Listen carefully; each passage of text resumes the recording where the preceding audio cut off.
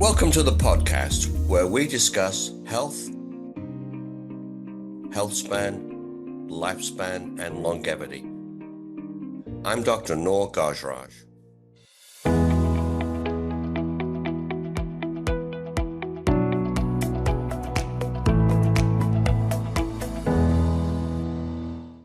Okay, so welcome to the podcast. Today we're going to talk about human growth hormone. So we know that physiological function decreases after the age of 30, about 1% per year.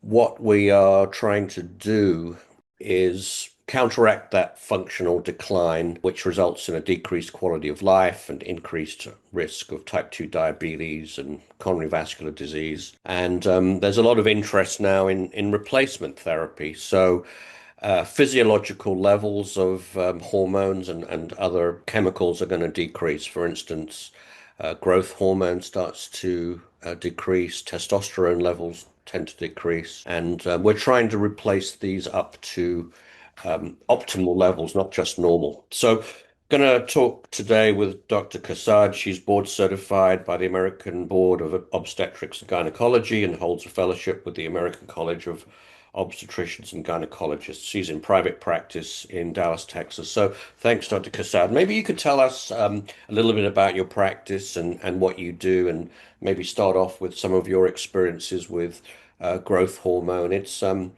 not used by a lot of practitioners. It's kind of a niche type practice. So it'll be really interesting to hear what you have to say. I do uh, hormone replacement, subcutaneous hmm pellets. So I haven't used growth hormone. So over to you. Sure. So I've been in practice for almost 40 years, and for 20 of those years, I did practice just a regular obstetrics and gynecology. And then in about 2005, began to sort of have my own perimenopausal, early menopause type symptoms. And I was finding that it was really challenging being awake all night and not getting enough sleep and going in and doing a delivery and being wired and tired and just not able then to come to get enough rest. And so I would be on call again in 3 days and just kind of a crazy person trying to have a life with marriage and children and et cetera, et cetera. So I began to look at other things. I began to do in 97, I guess it was, I began even in Dallas to be one of the first people here to do Botox and fillers and start Oh, doing some aesthetics. mhm. I was doing this way before most of the plastics and derms were doing it.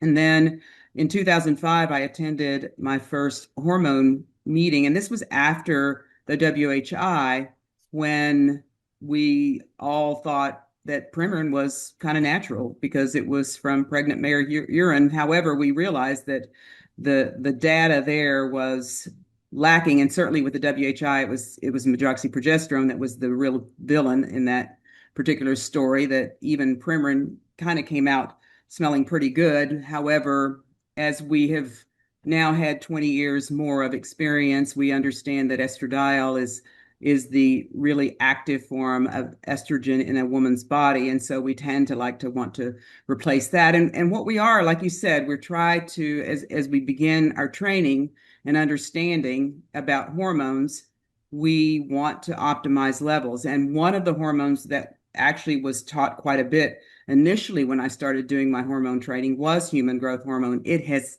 sort of died down a bit as the regulatory folks with the FDA and the powers that be wanted to have specific types of tests, which basically were crazy tests that you had to do to absolutely determine if there was a deficiency and not just to try to reach optimal levels. As you said, we all lose about 1% every year, starting around the age of 30. And it's not really what we would consider a growth hormone as we age. It's more of a healing hormone. Right. It is one of those things that helps us regenerate and heal when we are injured, et cetera, et cetera. In fact, one of the biggest ways that I like to use it is people who are undergoing joint replacement or any type of orthopedic procedure, because it really does help from a healing standpoint Mhm. in helping folks heal better. But as I said back in 2005, when I took my first hormone course, growth hormone was a really big part of that. And we learned how to dose it and we learned about it. We know that when you age, you lose energy, where fatigue is one of the biggest things that people have when they walk in. Mhm. Brain fog, loss of concentration. There are memory issues. We know that there can be mood issues.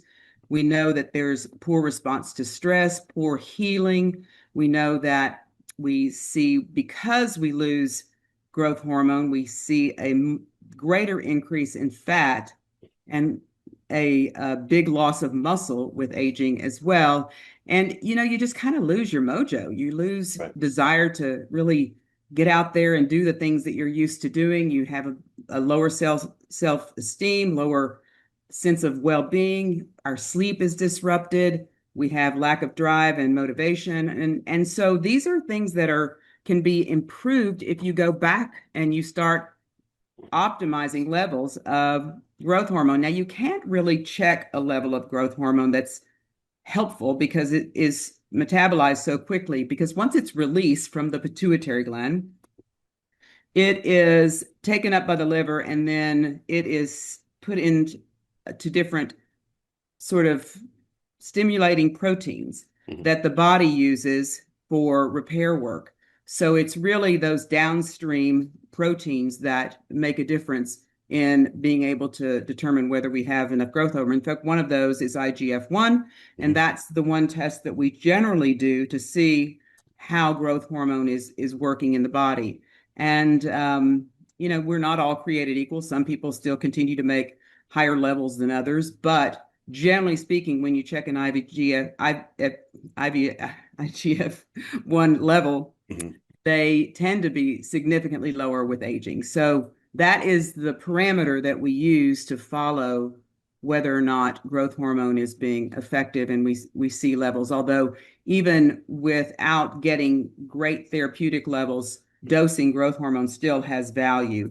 Mhm. So even though we can't always achieve optimal levels because it's utilized so quickly in the body, we still get some feedback by using some blood tests. Mhm. So that's what we do. And I think what we see too with loss of growth hormone is just what we see with aging. Hair gets thinner. We tend to be more fatigued. We tend to have wrinkles and saggy skin. Our skin, a lot of the proteins that are made in the liver from growth hormone have to do with elastin and collagen. So skin begins to be affected. We know that we get saggy muscles, they tend to be affected. We know that for instance, with women with poor bone health, growth hormone is much more preferable to utilize for growth because it stimulates osteoblasts and slows down osteoclasts for bone health. So Mhm. there's a lot of benefit for women in particular. There are some studies out there that are interesting about how men actually respond a little bit better to growth hormone than women, but both can definitely find real benefit. I think the downside with growth hormone is really just cost. And unfortunately, it's a pretty expensive hormone to do, anywhere from 700-800 a month to 1,500 a month, depending on dosing. So it can get up there.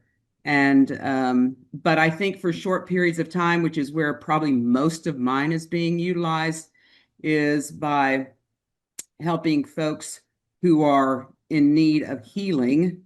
Mhm. Particularly, like I said, I really like to get people who, if you're doing plastic surgery, if you're doing, in fact, I've worked with a plastic surgeon before who likes to use it, and but it's great in and around the time of any type of major surgery that you're going to have that needs help with healing. Let's say, for instance, we have a patient that has a fall and then has to have hip surgery, for instance. There's going to be a lot of there could be a significant decline associated with immobility and loss of muscle mass. So Yeah, yeah, this would seem a very good thing to do in the perioperative period, so that and we it's could. not so overwhelmingly expensive at in those instances to spend another 700,000, $1,500, somewhere in that range. I usually like to start at about 2 weeks prior to a procedure and go for at least 4 to 6 weeks after procedure for healing, to see. And if people can stay on it longer, it's great. I think it has some real benefit. I think that the dosing is done just like we see with insulin and some of the peptides. Hmm. It is a daily subcutaneous injection, so a tiny little needle. I generally start off, we go low and slow. There Hmm. are a few things from a side effect standpoint. People initially might feel a little swollen, sometimes because of a little bit of fluid retention initially, which goes away, but initially you might have a little bit of fluid retention. There can be, particularly around the wrist, you can get a little carpal tunnel. Again, tends to go away. And initially, too, there's a little bit of aspect to insulin response. We Right. see a little tiny bit of insulin resistance, and then that goes away within the first 2 to 3 months as well, and you actually become very insulin sensitive. So it has benefit, but it goes through a phase where you might have an elevation of blood sugar for a brief period of time, and then it comes back down. Again, generally speaking, if you go slowly, you won't experience any of those things, but that's really what we see. There had been a lot of concerns initially too about if we initiate growth hormone, are we going to stimulate a cancer or cause a cancer? And that has been refuted in the literature time and time again. So it appears that there is no real increased risk. In fact, they've used it in some types of tumors with children, and have not seen any problems. So that is not something that has borne out in the literature. I want to talk a little bit about the concept of replacement therapy. So, I'm in the anti-aging field, and there's a lot of talk about, aging being predominantly cell damage, and we're trying to find out how to mitigate cell damage. But Right. there's also another school of thought that, let's say you have a car and you need to maintain it and you need to repair it. That's kind of like the body aging. But another approach is, well, let's just replace things. Let's even organ replacements. Eventually we're going to be able to replace organs, replace the heart, replace the kidneys. We're going to be able to replace blood levels of various substances. And we might be able to replace arms and legs. So I think replacement is going to be coming. It's going to be more focused on, because we can see the decline. Interestingly, taurine. Have you used taurine as a supplement?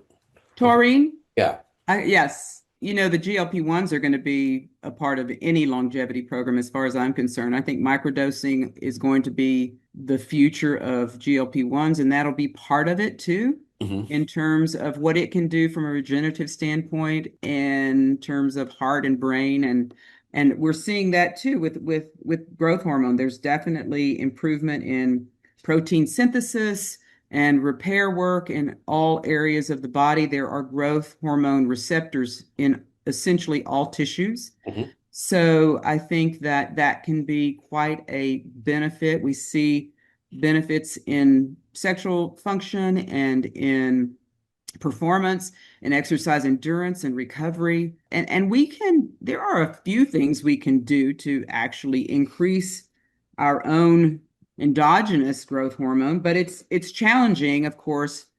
Every year that goes by, it gets harder and harder to do so. But high intensity interval training, for instance, a little bit of fasting can increase it. So there are ways that we can actually increase it, but not to the degree that you're going to do with replacement. That's for sure. I've got a little note here about I'm interested in brain health and growth hormone impacts central nervous system development, neurogenesis. So it can have a beneficial effects in terms of cognitive function. Yeah, directly, but also because it improves sleep and we get Yeah. improvement in deep sleep. And with improvement in deep sleep, you're going to improve lymphatic function and the aspect of just cleansing out the brain and allowing it to sort of do the job that it needs to do, that gets harder and harder as time goes on as well. So you get it kind of from both angles. You get the neuroregenerative part, but you also get the benefit of having improvement in sleep, which has great value for neurocognition and neural plasticity. Whenever we talk about, what's good for the brain, what's good for the heart, what's good for your gut, it tends to be the same things. What's good for one organ tends to be good for another. So Exactly. you'd always see, diet, exercise, sleep, decreasing stress. Stress is another big one, isn't it? It's huge. Yeah. Yes. It's sort of the pillars that I really try to teach are, diet, nutrition, exercise, sleep, stress management, and hormones. And to me, those are sort of the five major pillars of health. And if you don't do those, you can spend all the money you want to on peptides and hormones. But if you're really not working on those, particularly nutrition and exercise and getting good sleep, I think you're really, I don't think you can out peptide or out hormone any of those things. I think of it as the model that I try and think about is the bio, psycho, social, spiritual aspect. So a lot of Hmm. people know about the biology of replacing, for instance, hormones, getting enough exercise and diet. Those are all the biological things. Biological. But yeah, the psychological is important too because, there's about a 20% incidence of depression, 20% incidence of anxiety, and Oh, then I think that's so much higher today. yeah, I at think least yeah. I mean, anxiety it's is really out the roof these days. yeah. And then you've got drug use. So all of those, you can have optimal biology, but if your mental health isn't good, you don't have much. And then social, I'm sure you know that there's a lot of focus on, having good relationships, Yeah, community is hugely important. connections, yeah. And then, spiritual aspects, even if you're not a spiritual or religious person, it's things like optimism, yeah, Gratitude. Yeah, yeah, all of gratitude. those. I have some patients coming in and you ask them how they're doing, and then they say, "Oh, terrible." And I think having a negative, pessimistic attitude is not good. So I try and look at those four aspects, or at least Yeah. discuss them. All right. So growth hormone. I know it went out of it had a bad, not a bad spot, but it went out of favor a little bit because of safety, right? The Hmm. Jakob-Creutzfeldt disease, that was Yeah. a concern, right? Yeah. You're what I tend to look at any type of um, any treatment or modality is four things. The efficacy. So you see pretty good efficacy for this. You're seeing Yes, I good think I results. think what we see is a increase in terms of energy. I think that's probably one of the early things. I think that we see improvement in overall texture and benefit to skin, and then also a lot of women who are if I could fix hair loss, I could probably have an island of my own. But that's a huge one, particularly for women. I guess men may have issues too, but because the vast majority of my patients, I take care of some men, but the vast majority of my patients tend to be women, and hair thinning is a real issue for them, and particularly when we're trying to replace hormones and get levels of testosterone and thyroid and all of those really well balanced. Sometimes they perceive thinning of hair as an issue with testosterone, but I really think most of it is aging and stress. So that can be a big issue, and so I think that can be benefited through the use of growth hormone. So generally speaking, the vast majority of complaints that most people have, there will be some benefit in all areas from the standpoint of cardiac and brain and energy, musculoskeletal, weight loss, particularly just visceral and subcutaneous fat, and get some of that muscle back. So it augments and is it works synergistically and together with all the other hormone replacement that we do. There's quite a bit of benefit, and it's just sort of the add-on. benefit to doing estrogen, progesterone, testosterone, etc., thyroid, all the other hormones. It's just another hormone that we can and in many cases can use. And as I said, I think the downside is just cost. So that the efficacy is good. It seems Yes, safe. I mean, the blood glucose going up. Do you? it's very transient, and Yeah, if you go low and slow, you really don't see that. right. And then you've got the cost. You said it could go up to like $1,500 a month. But if it's Depending on your just dose, but most people it's like we tend to like with a lot of these hormones, we do a little bit of cycling in and out. So some people do 25 days on and 5 days off, and some people just do 5 days a week and take the weekends off. Many people have this theory that there's upregulation, downregulation, utilizing it in that way with receptors. You can do it either way, but it generally comes in 5, 10, or 15 milligrams. And at 5 milligrams, that would be a zero point 0.2 daily for 25 days, which would be what we right. would see with a normal month, I would guess. And it's a controlled substance, right? It absolutely is a controlled substance. Yeah. Same as testosterone. Is it the same category? Category? No, no, you don't have to. I mean, it can be sent to you, and you don't have to. Well, but now most of the testosterone doesn't have to be signed for either, but it's not considered. But yes, I mean, certainly from the athletic standpoint, that would be a no-no. If you're an athlete, you can't use it. But is it so does it have this? I know testosterone is I do the pellets, it is regulated. Yeah, it's not regulated in that way. It's not. No. No. So it's just really that you're using it appropriately.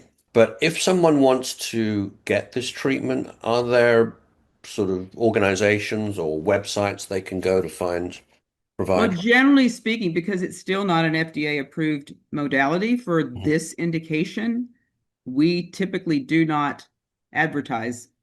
Okay, I get you. Yeah, So it's not something that I do on a regular basis. I will talk to folks about it if they are having surgery or having something done, or if they come to me and they're interested, we can talk about it. But it is definitely off label. right. And one needs to be mindful that there are many powers that be out there that are not crazy about it. So we don't generally advertise that, I got you. but there is certainly benefit to it, like we do many things that are off label. Yes. You know, the main reason I wanted to talk to you is that it is a niche area. I don't really, I mean, I know about it, but I haven't used it. So it's good to It's a have. pretty simple thing to use. I mean, just because we've been doing so much with GLP-1s, this is not a difficult transition or to use, and you can use it with GLP-1s, but it is a different, it's a full hormone. You know, peptides are just small little proteins. This is 191 amino acids, so it's a fairly large molecule. And because it has to be generated in a lab, put together, etc., Yeah. then ergo the cost. Have It's you it's tried it yourself? Remind me I as. have Yeah. I haven't stayed on it just because of the expense, but I will tell you I did find that when I did this, and it's been a while, that I definitely had more energy, and from an exercise standpoint, definitely more stamina. I And got. it might be something that would be really good to utilize, something that you do maybe 2 or 3 times a year just to kind of get things revved up and Yeah. work on some of the Yeah. the Kickstart. transitional things that happen with aging, Yeah. and do some cycling with it. So are there any contraindications? Is there Well, one would recommend that you don't do it in someone with active cancer, right. just because there does not seem to be a real issue with it, but if something happens, it's going to get blamed. So it's just a judicious decision. But All there are right. some people that are just really needle phobic, and we don't have an inhalational. I don't know of any other real ways to utilize it and get it in the body. I don't know of any subcutaneous, sublingual or nasal or any other ways that people are doing. I think they just can inject it, is all that I'm aware of. I'm surprised it hasn't been studied more and Well, there are those secretagogues, which are peptides, which yeah. stimulate the pituitary to for growth hormone releasing hormone and hormone releasing peptide. They usually do those two together because you can get it and but then it needs to be pulsated and pushed out. So they generally put some of these peptides together, and many people feel strongly about utilizing those. I've not seen them really raise IGF-1 levels Hmm. significantly, but many people feel better Yeah. and they like them, and they teach a lot of those at the peptide courses. So Yeah. CJC and Tessamorelin, Sermorelin, all of those are out there. And anyway, Yeah. that's another potential way to increase endogenously your own growth hormone Mm. without having, and it's definitely less expensive. It's on the order of $200 a month rather than anywhere from 8 to 1,500, something like Mm. that. You And it said, has gone up. When I first started doing growth hormone, it was about $400 a month, mm. and it's progressively gone up, of course. You mentioned hair loss, and it just occurred to me is how come we haven't got a cure for hair loss yet? I don't know, but I mean, one of the other things that it can do too is bring back your normal color. So people who are gray, growth hormone may help bring back normal color as well. replacement of hair. I mean, follicle cultures. I mean, we haven't really got anywhere very far. Why do you think that is? I'm going to have to ask a That's a biologist. great question. It's not my area of expertise, Yeah, so I don't know, and I don't know why we can't even stimulate even putting more collagen back, excuse me, more keratin back on each follicle, because that's the thing that really happens with aging too, is you may have similar number of hair follicles, but they just get thinner, yeah. particularly for women. Now, men, it may, that's a DHT issue more likely, and genetics, et cetera, and maybe some of this. But I think with women, I think more times than not, it's stress. All right then. Well, I know it's getting towards the end of the day, and Sure. I want to thank you, and I'm going to put up your details just in case somebody wants to talk to you about it Great. more. I understand that it's not something that you do a lot of, but it was very interesting hearing what you have to say. So I want to thank you and Sure. have a Yeah, good and if you evening. ever interested and want to know more or want to, Yeah, put a patient or two on it, feel free to give me a call. Happy yeah, to I'm help gonna out. have to dig into that. So thanks. Yeah, happy to help. Please subscribe to my channel and read my new book, 100 Pathways to Longevity. Add 25 years to your life. Available on Amazon.